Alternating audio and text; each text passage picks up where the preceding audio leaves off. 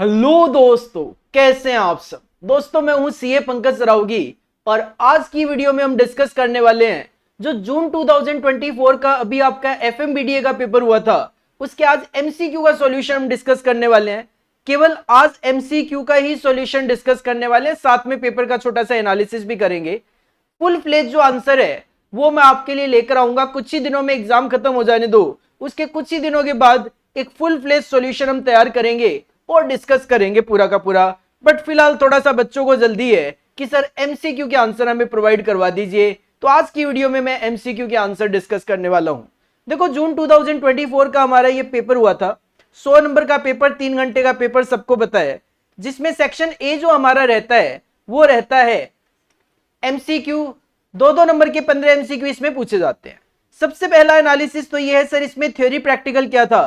तो practical 1, 2, 3, 4, 5, 6, 7, 8, sir 8 practical. और आप मेरा वीडियो जाके देख लो, मैंने आपको बोला था 15-16 नंबर के आसपास का प्रैक्टिकल और बाकी आपको थ्योरी देखने को मिलता है, तो बिल्कुल वही है। 16 नंबर का प्रैक्टिकल है, बाकी 14 मार्क्स का थ्योरी आपको देखने को मिल रहा है। चलिए स्टार्ट करते हैं। एमसीक्यू के आंसर पहले बता देता हूं मैं आपको। Question number 1, selling shares without owing them to buy them back at a future date at a lower price in expectation that price will drop is known as। हम क्या करते हैं, शेयर बेचते हैं बिना खरीदे हुए, इस उम्मीद में कि फ्यूचर में क्या होगा, प्राइस कम होगा तो मैं खरीद के बेच दूंगा एक तरीके से। तो इसको क्या बोला जाता है सर, इसको बोला जाता है शेयर मार्केट में short selling, selling short. D will be your correct answer. Selling short, हमारे पास शेयर नहीं होते हुए भी बेचना, that will be D, selling short. Second, आपको एक प्रैक्टिकल क्वेश्चन मिल गया था। ए 91 day treasury bill with face value आपका 100 रुपीज एफ इश्यू किया 98 पे, that is P price. The annualised yield on the same would be assume 365 days in a year. Sir आपको annualised yield calculate करके देना था। Annualised yield का formula होता है एफ माइनस पी अपॉन में पी इंटू 365 अपॉन में M into 100। F मतलब face value 100, P is the price 98, divide by 98 into 365 divided by कितने दिन का ये ट्रेजरी बिल है, that is indicated by M 91, percentage में कन्वर्ट करने के लिए 100। सॉल्व किया 8.18 will be your answer, B will be your correct answer 2 number के लिए। इसके बाद थर्ड आपका फिर से एक थ्योरी क्वेश्चन था। Blank shows that the current dividend depends partly on current earning and partly on previous year dividend। तो सर लिंटर मॉडल में ऐसा होता है कि आपकी जो करंट डिविडेंड होता है वो पार्टली करंट अर्निंग पे और पार्टली प्रीवियस ईयर के डिविडेंड पे डिपेंड करती है। D will be your correct answer. Theoretical question था डिविडेंड डिसीजन के चैप्टर में से। इसके बाद फोर्थ आपको फिर से एक प्रैक्टिकल क्वेश्चन देखने को मिल गया था कॉस्ट ऑफ कैपिटल के चैप्टर में से। Rajesh polymers limited issued ₹4 lakh, 9% का रेट ऑफ इंटरेस्ट है, परपीचुअल मतलब इरिडीमेबल डिवेंचर है, एट ए प्रीमियम ऑफ 10%। तो 4 लाख के शेयर इश्यू, 4 लाख के डिवेंचर इश्यू करोगे, 10% प्रीमियम, 4,40,000 हुआ। लेकिन फ्लोटेशन कॉस्ट है 2%। तो सर 4,40,000 माइनस 2% किया तो ये 4,31,200 आ गया, 431,200 ये आ गया।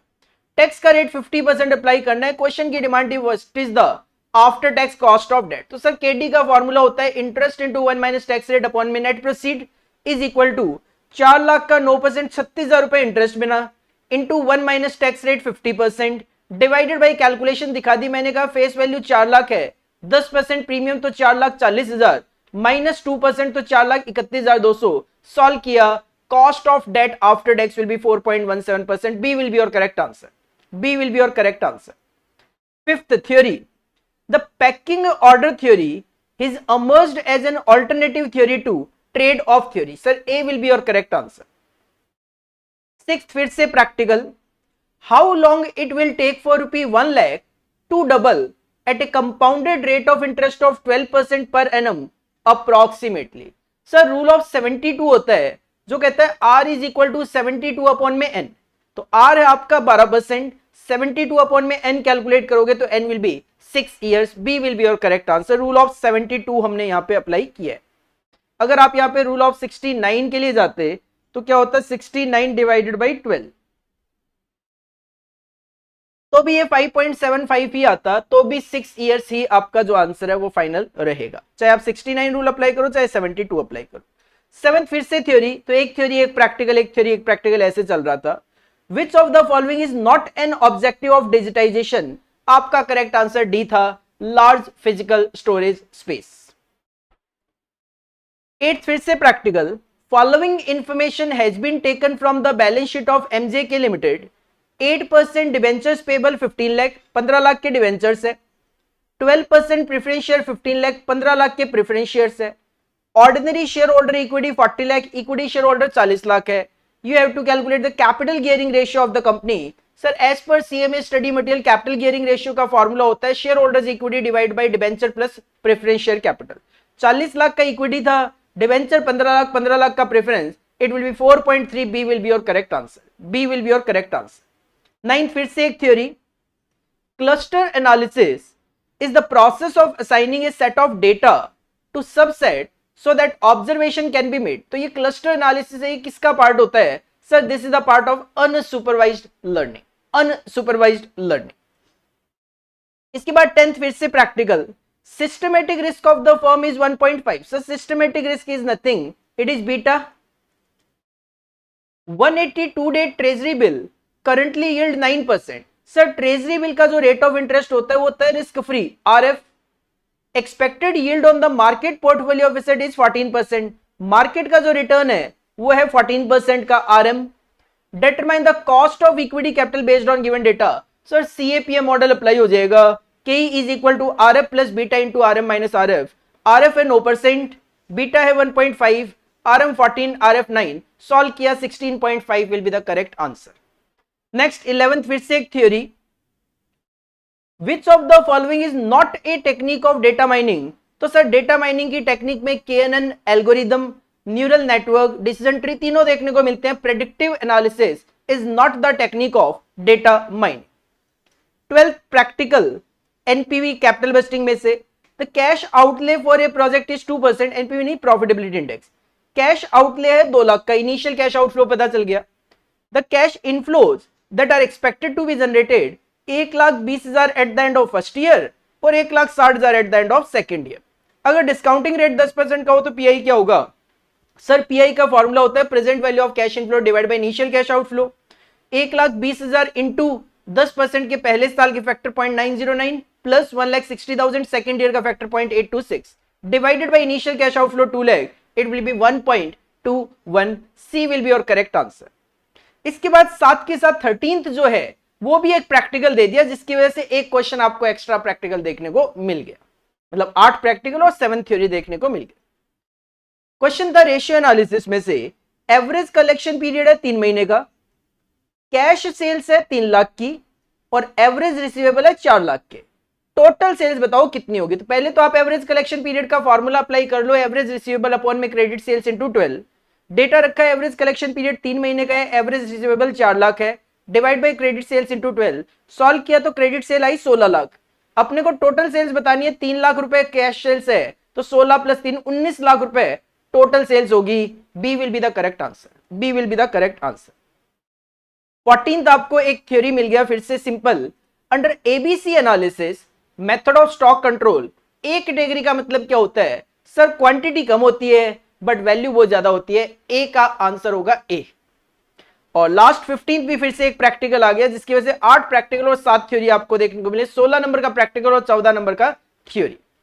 If the profit after tax of A company 5,40,000, preference dividend आपका 60,000, तो 540 में से 60,000 माइनस किया 4,80,000 earning available for equity share holder आ गया।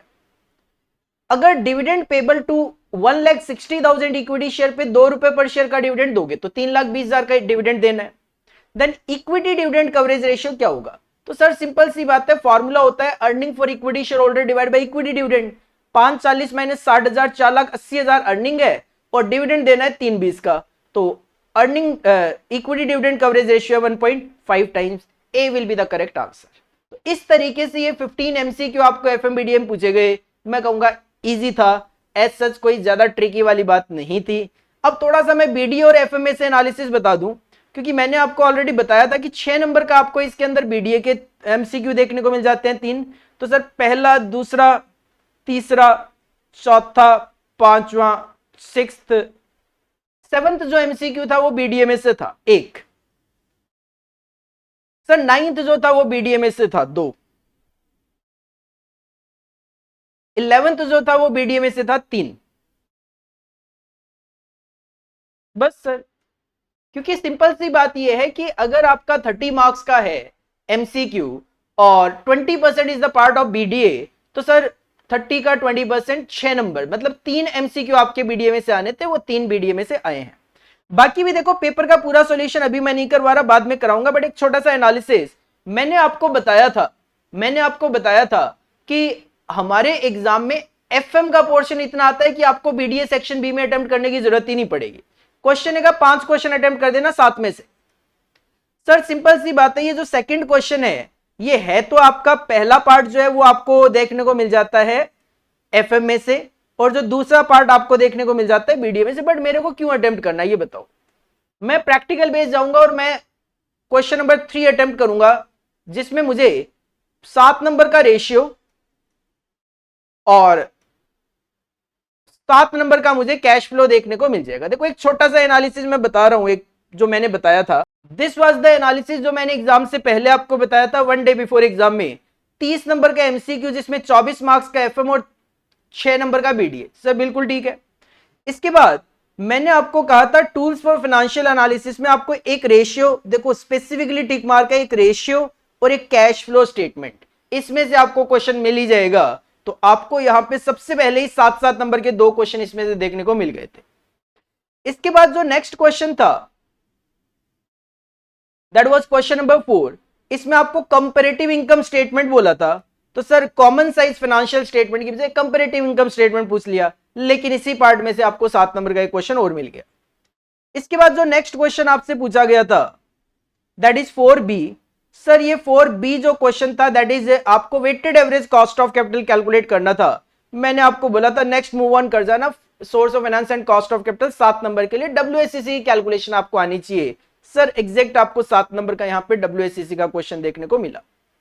इसके बाद अगर हम आगे बढ़ते हैं, तो सर ये आपको कैपिटल बस्टिंग में से एक क्वेश्चन देखने को मिल जाता है, और क्वेश्चन ने कहा था डिसीजन दो, कोई मेथड तो बोला नहीं है। अब जब कोई मेथड नहीं बोला जाता तो उस सिचुएशन में हम एनपीवी यूज करते हैं। तो मैंने आपको बोला था कि कैपिटल बस्टिंग में आप एनपीवी पे कॉन्सेंट्रेट ज्यादा करके चले जाना, और एनपीवी में से आपको एक 7 नंबर का क्वेश्चन देखने को मिल गया था। हालांकि इसके बाद आपको एक क्वेश्चन और देखने को मिला, और ये जो क्वेश्चन था ये आपको पेबैक और डिस्काउंटेड पेबैक पीरियड पूछ रहा था। तो नो डाउट हमारे मोस्ट इंपॉर्टेंट में तो ये नहीं था, but non discounted and discounted cash flow methods में तो ये कवरेज हो ही जाती है। इसके बाद अगर आगे बढ़े तो 6A जो था, 6A आपको वर्किंग कैपिटल में से देखने को मिल गया था, और सर वर्किंग कैपिटल में मैंने आपको बोला था estimation of working capital 7 number का क्वेश्चन देखने को मिल जाएगा, मिल गया था। और साथ में यहां पे आपको कैश मैनेजमेंट का ये जो क्वेश्चन है वो भी यहां पे देखने को मिल गया था। मैंने आपको बोला था कैश मैनेजमेंट मॉडल करके चले जाना, तो 3 बताए थे पार्ट, उसमें से आपको एक एस्टिमेशन ऑफ वर्किंग कैपिटल और एक कैश मैनेजमेंट मॉडल, 14 नंबर के क्वेश्चन इसमें से आपको देखने को मिल गए थे। इसके बाद अगर मैं बात करूं तो ये था गॉर्डन मॉडल। मैंने आपको मेनली वॉल्टर बोला था, मैंने आपको मेनली वॉल्टर और एमएम बोला था, बट इस बार एग्जामिनर ने गॉर्डन पूछा। चलो कोई दिक्कत नहीं है, जब सिलेक्टिव होते हैं तो थोड़ा बहुत तो इधर उधर होता ही है। और फाइनली अगर बात करें तो लेवरेज में से आपको एक 7 नंबर का क्वेश्चन यहाँ पे पूछा गया। सर लेवरेज की बात तो हमने करी थी, 7 नंबर का क्वेश्चन यहाँ पे पूछ लिया गया। थ्योरेटिकल का ऐसा कोई है नहीं, डेटा प्लेस ये अटेम्प्ट करने की आपको जरूरत ही नहीं थी। बाकी विजुअलाइजेशन वगैरह मैंने बोला था कि डेटा विजुअलाइजेशन वगैरह आप पढ़ के चले जाना। तो आप अगर यहाँ पे देखते हो तो सर डेटा विजुअलाइजेशन वगैरह की मैंने यहाँ पे बात करी थी, तो उसी में से थ्योरेटिकल क्वेश्चन है। बट मैं कहता हूँ क्यों थ्योरी अटेम्प्ट करनी है अपने को जब प्रैक्टिकल की बात करें तो उसके अकॉर्डिंगली अगर मैं एग्जैक्ट बात करूं तो सर एग्जैक्ट में 7 नंबर का लेवरेज मिल गया अपने को, और 14 नंबर का इसमें मिल गया 21। इसमें चलो पेबैक और डिस्काउंटेड नहीं भी बोला मैंने, तो 7 नंबर का एनपीवी तो मिल ही गया 28। 7 नंबर का ये 35, 7 नंबर का ये 42, 7 नंबर का ये 49, और 30 नंबर का ये एमसीक्यू। तो मतलब 79 मार्क्स का तो सिलेक्टिव बेसिस पे ही आप यहाँ पे देख पा रहे हो। बाकी कॉमन साइज की बजाय कंपैरेटिव इनकम आ गया, कोई दिक्कत नहीं है। इसमें डिस्काउंटेड नॉन डिस्काउंटेड में अगर बात करें तो अपना पेबैक और डिस्काउंटेड पेबैक पीरियड इन्होंने पूछ लिया। तो अप्रॉक्स 80 मार्क्स का क्वेश्चन आप सिलेक्टिव बेसिस पे यहां पे भी अटेम्प्ट कर सकते थे। बाकी ये जो फुल फ्लेज पेपर है इसका सॉल्यूशन मैं जल्दी आपके लिए लेकर आऊंगा एज सुन एज पॉसिबल, क्योंकि जैसा कि आपको पता है कि मेरे काफी सारे सब्जेक्ट्स हैं, तो एक एक करके मैं सबके सॉल्यूशन आपके साथ सजेस्टेड आंसर शेयर करूंगा फुल फ्लेज। बट आज की वीडियो में मैंने आपके साथ एमसीक्यू के सॉल्यूशन डिस्कस किए हैं। आपका नेक्स्ट पेपर है अभी मैनेजमेंट अकाउंटिंग का बाकी है, उसकी प्रिपरेशन कीजिए अभी। और मैनेजमेंट अकाउंटिंग का मोस्ट इंपॉर्टेंट टॉपिक जो है वो ऑलरेडी हमने वीडियो डाल रखी है यूट्यूब चैनल पे, उसका बेनिफिट ले लीजिए। डिस्क्रिप्शन बॉक्स में मैं उसका लिंक डाल देता हूं, अगर आपने अभी तक वो वीडियो नहीं देखी है तो देख लीजिएगा। चैनल को सब्सक्राइब नहीं किया तो कर लीजिए, सजेस्टेड आंसर लेकर आएंगे जल्दी हम आपके लिए। जितने भी पेपर्स मेरे हैं उन सबके सजेस्टेड आंसर हम आपके लिए फुल फ्लेज लेकर आएंगे। चलो आज की वीडियो में बस इतना ही। Thank you and all the best for your management accounting paper. Thank you.